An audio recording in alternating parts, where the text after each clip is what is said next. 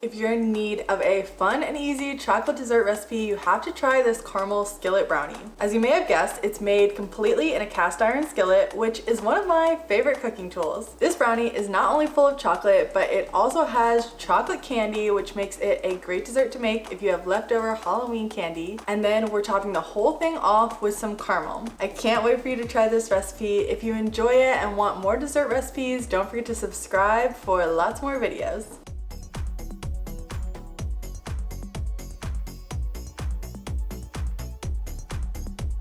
Start off by melting 3/4 cup of unsalted butter in a medium saucepan over medium-high heat. Next, we're adding in 2 cups of granulated sugar along with 2/3 cup of cocoa powder. Whisk until all of the ingredients are combined, and then we'll remove the pan from the heat. Next, it's time to add in 1 tablespoon of vanilla, half a teaspoon of sea salt, and 3 large eggs. Grab your whisk once more and stir all of that until it's mixed together really well. Finally, we're finishing this recipe off by adding 1 cup of flour and half a teaspoon of baking powder. If you're gluten-free, you can substitute for a 1-to-1 gluten-free baking flour. Once the flour is mixed in, add 3/4 cup of your favorite leftover chocolate candies that have been chopped up. This is a great recipe to make if you have leftover Halloween candy. Then we're transferring the brownies over to a greased 12-inch cast iron skillet. Spread everything out into a nice even layer, and then it's time to drizzle caramel on top. We're using 1/4 cup of caramel. You can use store-bought or homemade, whatever you have on hand. Layer that right over the brownie mixture, and then in order for us to really blend the caramel along with the brownie mixture, you'll use a knife and do a nice swirl pattern just to combine the 2 ingredients. Not only does this help with the taste,